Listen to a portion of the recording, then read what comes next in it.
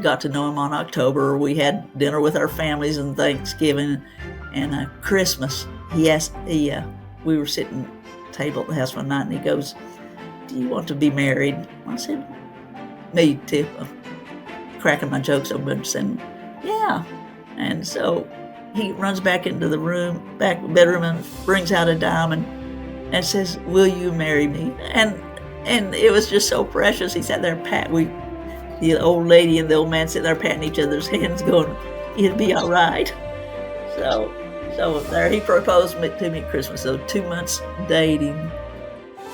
Love stories fill us with joy and inspire hope for the future. And a true life romance can remind us that sometimes just one spark is all it takes to change everything.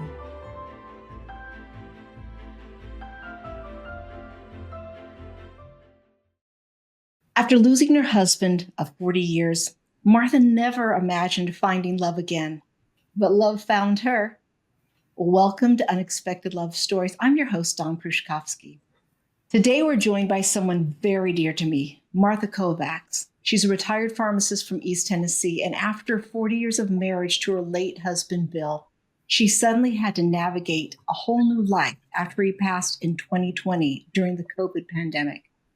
Martha chose to find healing and a new beginning through her church family. And that's where Martha's unexpected love story began. Welcome, Martha. How you doing? Doing very well, thank you. Yay! Okay, so let's talk a little bit about your life before you met Tom. Tell us what was going on. Okay. I had been a pharmacist for 50 years here in the East Tennessee area, floating around. And for me, pharmacy was a ministry and not just a job. So I really enjoyed my 50 years, but it was tiring. And as much as I loved my job, it worked against my dear husband and I, because I worked all the time, and Bill was a coach in various situations, high school, grade school, and finally college level, and he officiated. So I was never home because of working, and Bill was never home because of all of his responsibilities with coaching and fitness. And so we had 40 years that were ups and downs. And that's when I guess somebody remembered to tell me that this isn't a perfect life, that it's not a fairy tale land, that there are things you just have to learn to deal with, and it's part of life, because I thought marriage was perfect. And I didn't see Tom. I guess it shows you how shallow I was with watching a lot of my friends and family, because I didn't know all the problems they were having. So, but I loved my profession, and I loved being with Bill. And we moved around a lot. And our last few years were in a small town that Bill had to retire because of illness. So his last 2 or 3 years was a struggle with arthritis and just severe pain, and not being able to, and frustrating for me not being able to do anything about it. So toward the end of our marriage, he sort of ends up staying in the bedroom a lot, and I stay in the living room. And that was the way our marriage ended in a ways, because I got so caught up in my work, and he got so caught up in just trying to stay alive, that we didn't talk a lot. And but it was good. He taught me how to laugh. He gave me a precious family, because I gained 3 sisters who were absolutely wonderful, and 2 of them still alive, who are still my sisters, and I love them so much. And so I got more than just Bill when I married him. I got such a wonderful family. So anyway, in that last year or two, Bill had been diagnosed with rheumatoid arthritis, and he was beginning to cripple up, and just in that same time, he started developing dementia. So I slowly started losing the Bill that I knew, and it was a rough thing, but I never thought I'd have a sovereign act in someone passing away. But December 17th of 2019, I took Bill to the emergency room, and he was talking out of his head, and he was so sick. And ends up he had sepsis, and they also said the sepsis had pretty much was beginning to destroy his mind and everything else. So in that time, though, he came to, and I was given a chance to have 2 wonderful months with him. That on January 1st, I took him home because when he came to, the doctors told me that Bill's not going to last much longer. You need to accept the fact that you're getting ready to lose him, whether it be weeks, months, or whatever, but it will probably be a short time. So we came home together, but in that sovereign time, God came in, and we were able to repent for all the things we'd done to each other through the years, of the injuries that we caused each other and frustrations of, and God was so precious in coming in and for us to be able, first time after 40 years, finally talk honestly with each other about where we had been and what was going to happen. And it was that thing when he came to, he looked at me, and his nickname for me was Trumpy. And he looked at me and he said, "Trumpy, I really did it this time, didn't I?" I said, "Yeah, Bill, you did." And he said, "Am I going to live?" And I said, I said, in trusting in God, and if you want to fight, I said, you have a possibility, but it's your choice. If you want to go on, it's okay. And so he chose to just allow God to come in and take him home. But it was such a precious, precious time that we had together, to cry together, to forgive each other, that my last week with him was that continually, "Trumpy, I love you."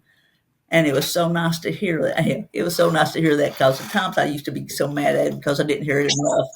And so he's like, his last week with me was just full of love and appreciation for me sticking it out with him, I guess. So he passed away March 1st of 2020. And that was about the week before COVID lockdown started. So I said, the last person I saw, or the last physical touch I had from anyone after Bill passed, was the mortician as he came to pick up Bill's body at the apartment. And we were all locked in, couldn't go anywhere. And I had a fear of all the rules, the COVID rules, so I didn't get out. So the dog and I sat in that apartment quite a bit, and we watched a lot of Lone Ranger and Hallmark movies. It was, might as well have them just on repeat, because I wanted something shallow and something where I didn't have to think. And so I was pretty much locked into the apartment with our dog until September. So from March till September, I saw no one. Didn't have anyone there when Bill passed away, and so that thing when you have somebody to hold you, just to let you cry, and I didn't have that touch, and so I don't see how people do it. I mean, I survived it, but when September came, I chose to return home to Morristown, where Bill and I had originally met, and it had been our closest friends through all the years. And it was just neat to come in and be able to come among people who knew me back when, because Bill and I moved around a lot and we lost connection, but the connection was still there. And so to be able to move back into town and to roll up in a ball and lean into one of my sisters and them say it's going to be all right, that was what I really loved about getting home, because after not touching anyone for 8 months, I started hugging till I squeezed the gumption out of everyone. And I told them, if you expect me to quit hugging, forget it. And if you expect me to ask permission, forget it. I said, I'm going to latch on to you, because it feels so good to hold on to people and to know that you're not alone. So that was a neat part. But what the precious part was I never really thought about being a widow, and I didn't think about all those little wounds that we carry inside, especially when you lose your mate. And some friends and I started a prayer group over in Rutledge, and we get together on Mondays and have a Bible study. And then on Sundays, I mean, there were several women, widows at the church, who we decided to get together. Some had never grieved the loss of their husbands. And we got together and we leaned into each other and we cried together and talked together about our loss and allowed our healing to come in. I said, it's sort of like that. When Bill passed, I'd go to the closet and pull out a shirt, and you stick your nose in that shirt and you breathe deep, and you just smell that delicious smell, and to make it feel that you really feel that he's present with you. And guaranteed, I felt like I heard him calling my name several times. And so all those things I had not talked to anyone about. And our little group got together, and I just received so much healing in that widows group that we just grieved.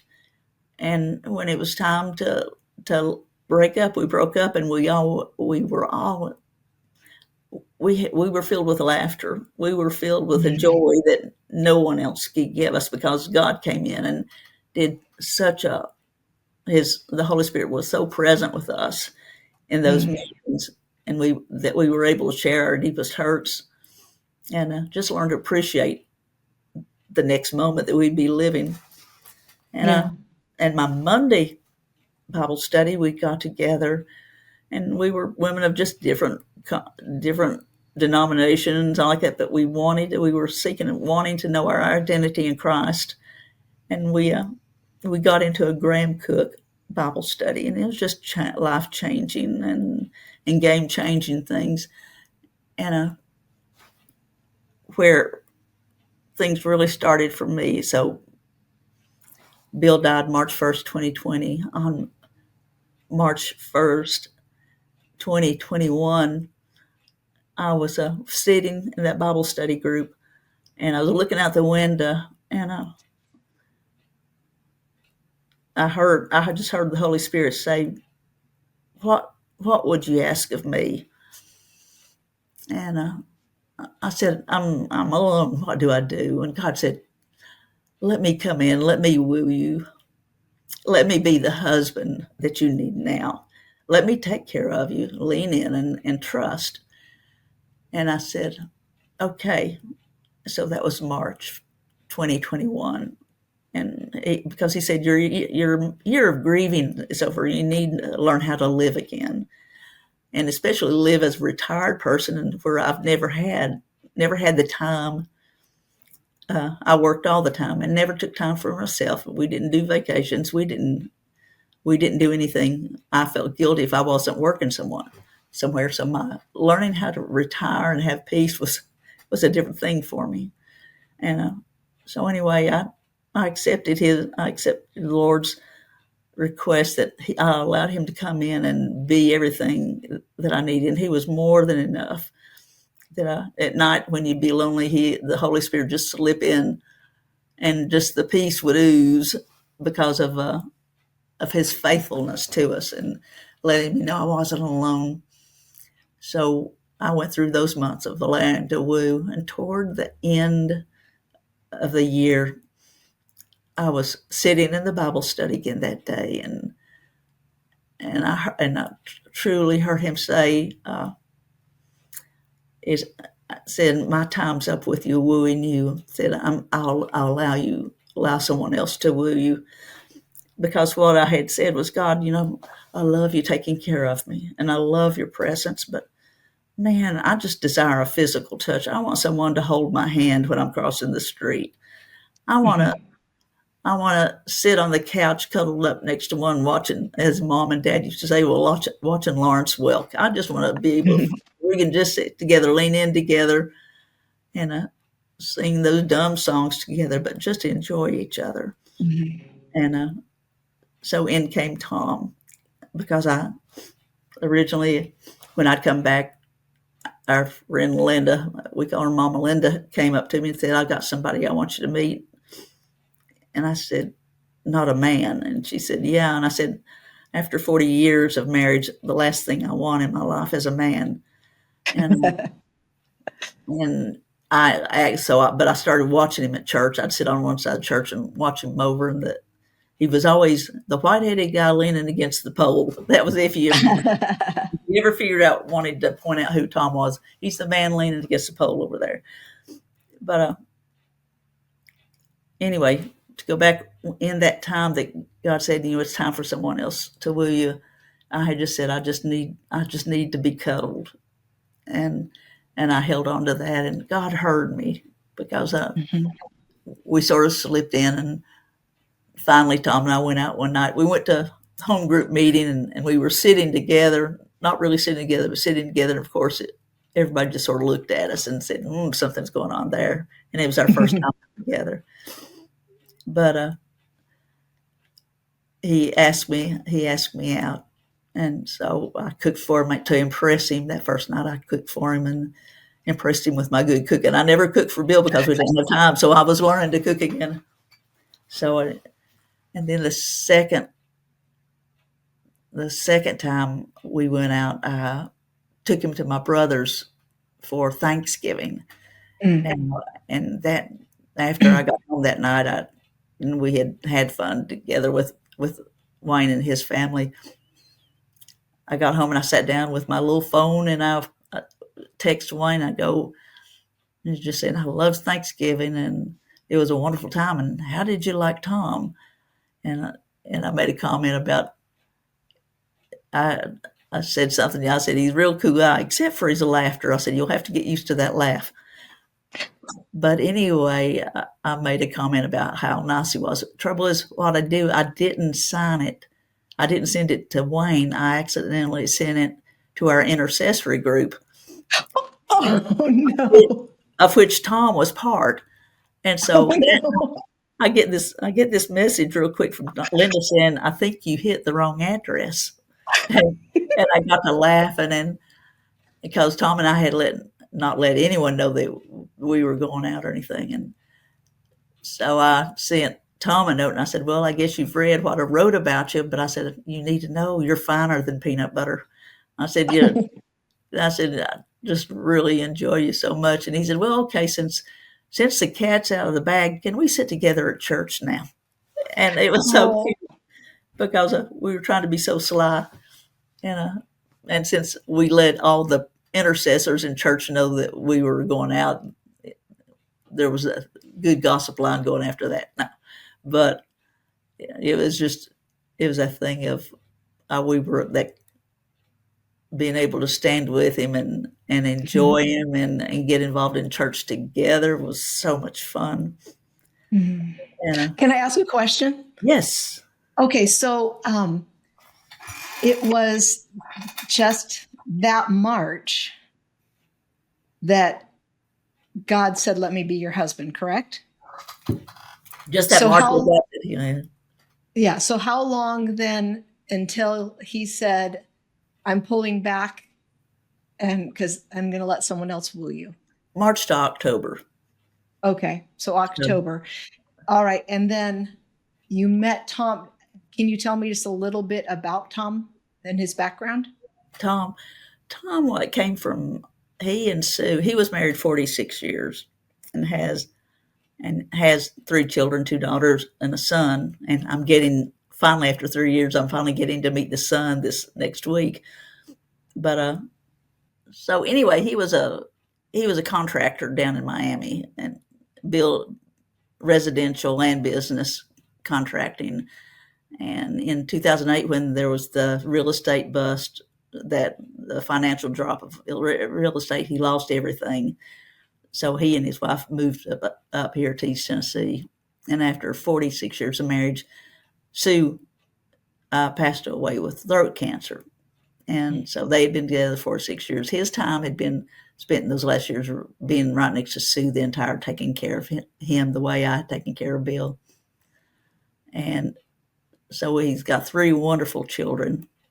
And I went from having no children of my own to having three grown children and 10 grandkids. So I went from nothing to something really fast. And, he was, just one of those guys who was always at church. You didn't hear him. I mean, he was just consistently there and faithful to the body. And he's the type he's has that heart. He'll do anything for everybody, though he's lost his business. And there he said he was just too old to start all over again with what he had been doing. So here in White Pine, Morristown. He does he does electrical work and carpentry and stuff for people. He usually ends up being the people at church because he loves doing it. And so we he spends his time now just doing what he's always loved, is working with his hands, and he's good at it. And it's so I'm so proud of him. But he allows me to just, after all these years, I get to sit back and enjoy just sitting back and snuggling with the dogs for a while and not feeling guilty for not doing something some days. But That's nice. but So was he, he, since he was a widower, was he looking for somebody? yes, he said he's, let's see, so Sue probably died about 2 years before Bill. And he said he'd been praying for a wife for 2 years, and and me not praying for anyone, just saying leave me alone. But so anyway, it was neat that that God answered his prayer the same way. It was more like God reaffirmed this, that we were both faithful to our mates, and so He gave us each other as a gift.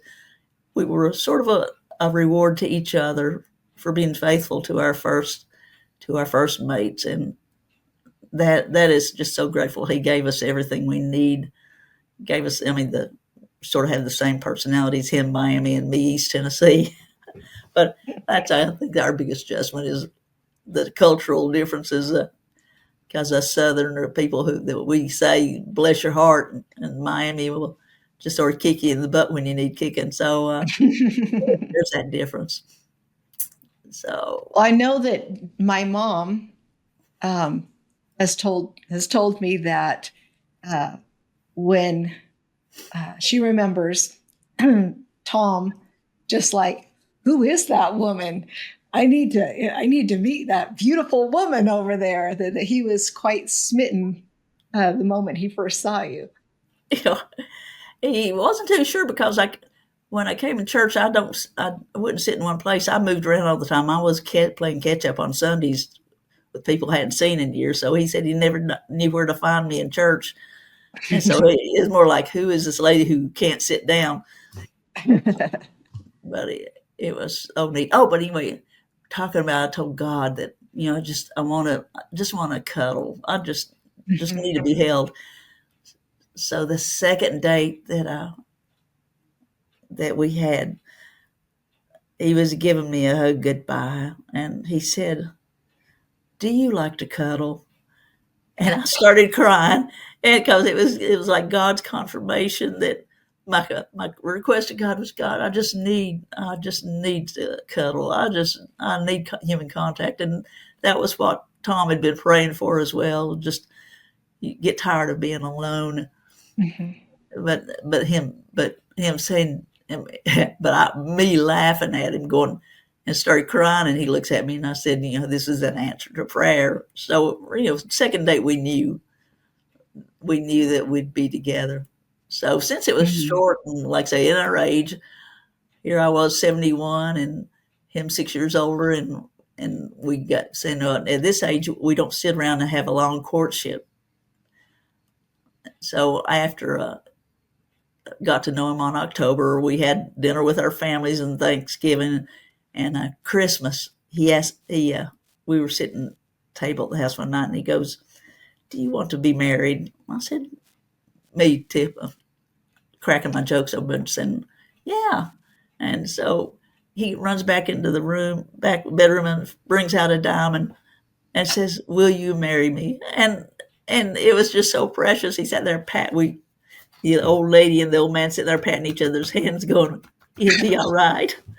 So, so there he proposed to me at Christmas. So 2 months dating, so we're hanging out, and the thing about when you realize that when you first get married, you're in like, and love comes with being together and learning to live together.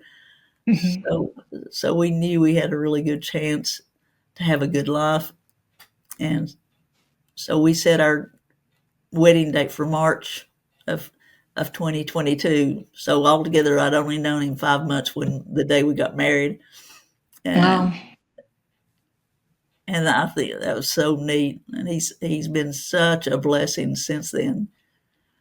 At unexpectedlovestories.com, every click opens the door to a story that could change your day or maybe even your life. Come explore a world where love shows up in the most surprising ways. On our website, you can watch each story unfold on YouTube, Spotify, or Apple Podcasts. Meet the guests behind the stories and even sneak a peek at their wedding day moments. Dive deeper into your host, Dawn, as she shares her own whirlwind love story through Love Unexpected. But it doesn't stop there. We believe that your love story matters too. That's why we created a space for you to share your own unexpected moments and a free gift to help you capture every beautiful detail. Want to stay connected? Join our email list so that you don't miss a podcast update or our subscribers perks. Your voice matters. Our email and social tabs make it easy to say hello and ask questions, or simply join a growing community that celebrates the magic of real love. Unexpected love stories, because sometimes the best stories are the ones you never saw coming. Tell us about your wedding day. Yeah, wedding day. It was really neat. I had moved out of my apartment, out of a apartment complex in Knoxville, and we moved our stuff. So I was staying up with Alan and Lisa Welch in their house at night. I was spending my time up there until the wedding, which was just down the hill from Tom. So it was nice to have him close by. And the it was just the thing about it, what I did. Our wedding was, the story of Ruth had hit me so much, and Ruth being the widow, and Naomi instructing Ruth how to go and present herself to Boaz, and like that. Mama Linda was the one who introduced us and got us together. So on our wedding day, I asked her to walk me down the aisle. I said I just really felt like my Naomi needed to walk me down to present me to my Boaz, because it was such a precious time. And we worshiped. We did worship and flags, and especially for some people who had never seen banners in a church, or just opening up with a waymaker. And so it was nice to be able to have worship before the wedding. And of course, Jim and Price did such a precious. I said, Jim, he was in both my weddings. He sang in my first wedding and gave me the vows in the second. So he's a big part of my life on that. But the wedding was neat, and we went after the wedding. We went over to Gatlinburg, the typical place to go around here.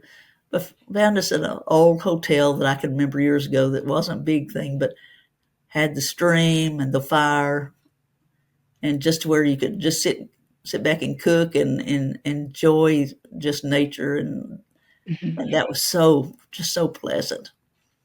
And to come back there and to move in, we're in the house that Tom and Sue had been in, and it was neat to be able to move in with Tom.